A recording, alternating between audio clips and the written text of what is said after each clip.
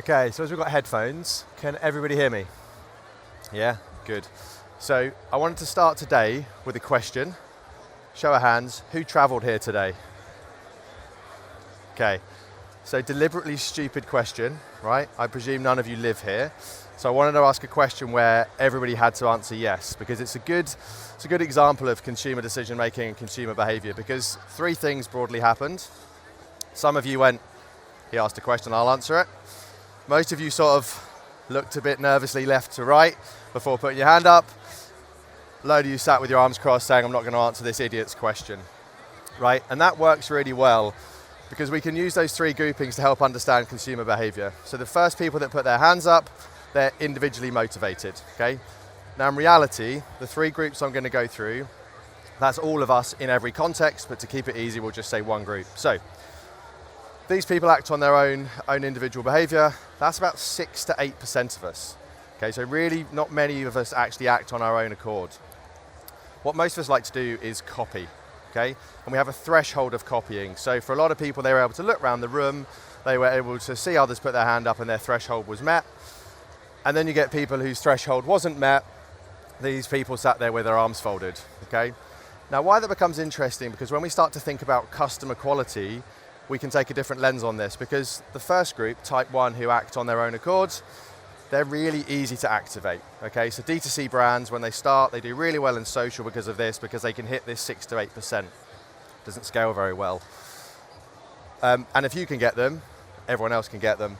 If we look at type 3, the metaphorical arms folding, if you can have those as part of your customer base, they're not going to be taken by your competition that easily. They're going to act as the cornerstone for your brand, which means you've got a much more defensible position. So for the next 10 or so minutes, I'm going to talk about consumer behavior, consumer decision making, and importantly, how we can use that within our marketing. So the first question is, why do we need to think differently about audiences? I presume most of you are doing some form of advertising today. You've already got an audience definition. You'll have your own versions of this, but we kind of hear time and time again about people struggling to cut through the noise, struggling to reach new audiences, or struggling to build audiences that are profitable. And for me, that's just symptomatic of we're not reaching the right people. And if we look at how we build audiences today, there's different ways, but this is one you'll all be very familiar with. We look at our customer base, we look at a section of our customer base, we find something that looks very kind of groups together our customers in a way that makes me want to find more of them, and we go and target them. And this is flawed in two ways. Firstly, everyone in your category is doing this. If you sell pet food, then you're all trying to find people who are likely to buy pet food, so your competitors are going to try and do the same thing. Secondly, it doesn't really take into account how we make decisions, back to my opening example. So how do we make decisions? What does influence our buying behavior? So I've got two brands here. I've got the RSPCA in green and Dogs Trust in red. The RSPCA green because they're a customer of ours. Dogs Trust are in red, not because I don't like them, but it's just they're not our customer. If you want to play along, put your own brand in green, put your biggest competitor in red. But what we've got here is a scenario where we've got a person in the middle who is undecided, but they're being heavily influenced by people who are talking about Dogs Trust. We'll come back to the influence point.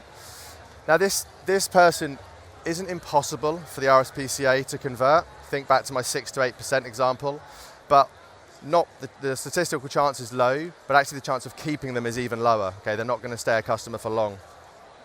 If we take the same scenario, but the individuals are being influenced positively, we've got a much better chance of converting them, great, but more importantly, we've got a much better chance of keeping them for the long term, so in terms of profitability of the customer. Both category correct audiences, but one is going to perform much better than the other. Now, it's at this point, I think everyone thinks I'm just talking about word of mouth, right? And it's much more than that. I don't think anyone would argue that word of mouth is good. I certainly wouldn't, but we don't talk about brands as much as brands like to think we do, okay? So it's hugely valuable if you can get it, but relying on it isn't what we need to do.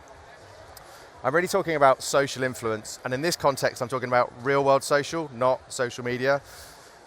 I'll give you an example. If one of my friends walks into a pub on a Friday night with a new set of trainers, new brand, I may not say something, but subconsciously there's a seed planted for that new brand. When I'm dropping the kids at school, a few days later, I see one of the dads wearing the same brand of trainers. Subconsciously, there's a form of reinforcement. If I'm in the gym a few days later, under the bench in the changing rooms, I see the same brand. Again, we get the point of reinforcement. Running for trains, all these examples, the more we see this, the more we're being influenced. This is happening all over the world, every minute of every day, and it is powerful, but actually when it becomes really powerful is when you can accelerate that.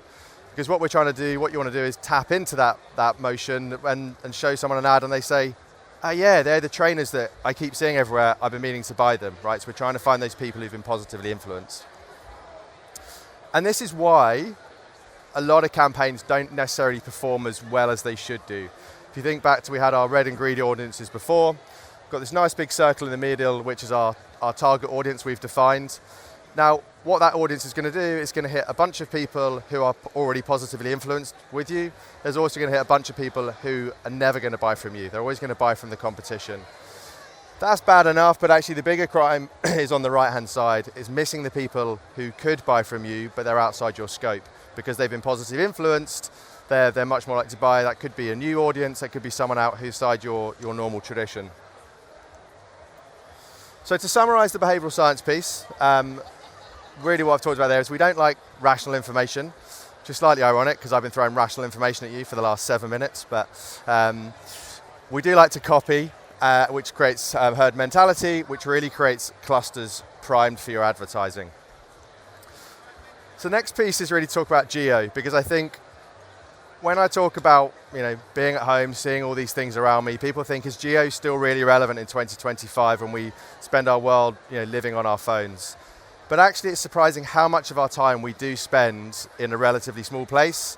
So I'm sure many Roy Sutherland fans here, in his book Transport for Humans, he states that 60% of journeys are under 5 miles. Okay, so we spend most of our time very close to where we live.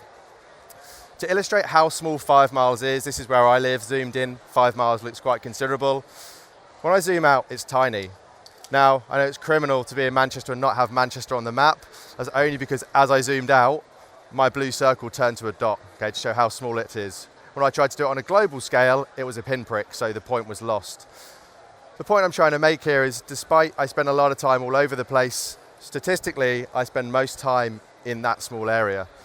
So when we talk about local reinforcement, it's not that we're not going to see new things, when we're traveling around.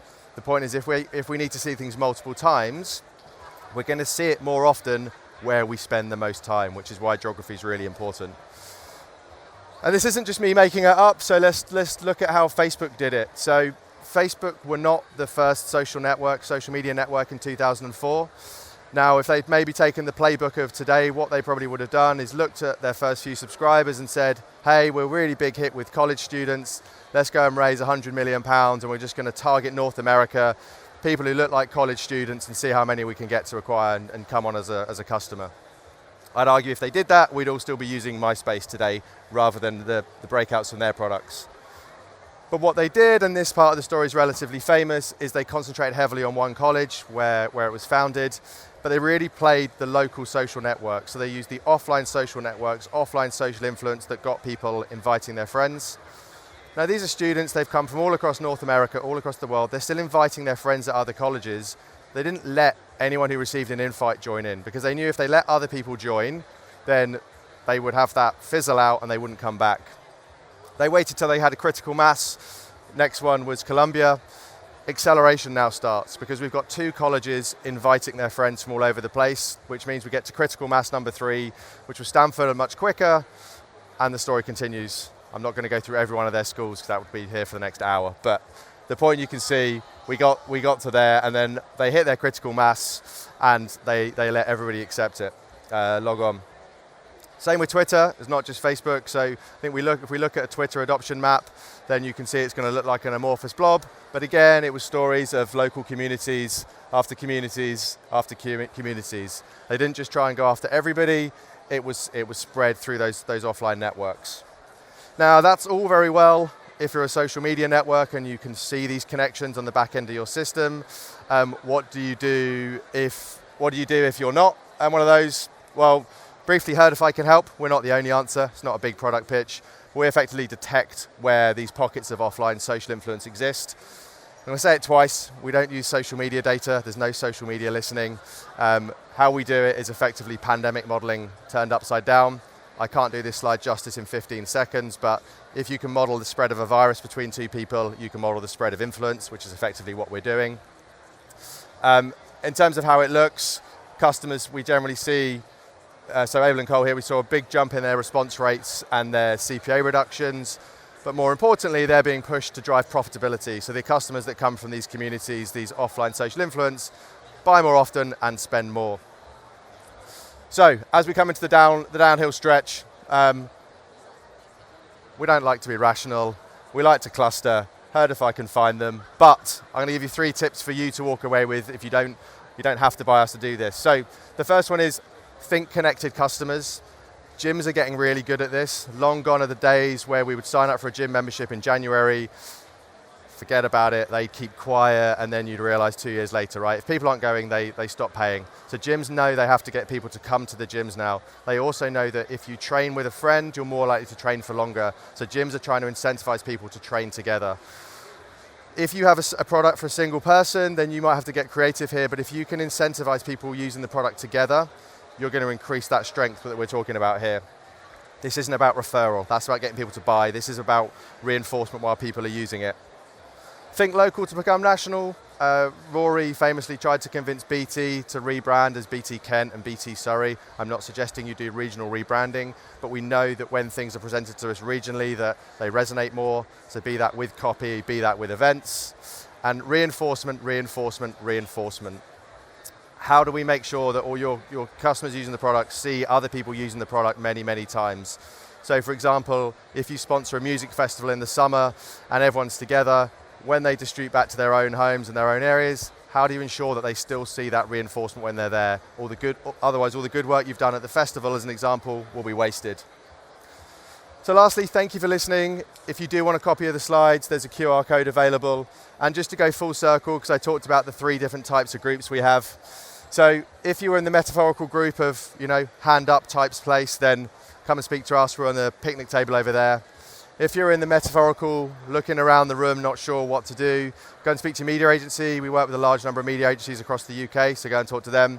If you're metaphorically sitting there with your arm folders thinking this is nonsense, go and read some YouTube. You can't read YouTube yet. Go and read some books from Damon Santola or watch his YouTube videos. He's a sociologist out in North America who talks about what we do. I've been Tom Ridges. Thank you very much for listening.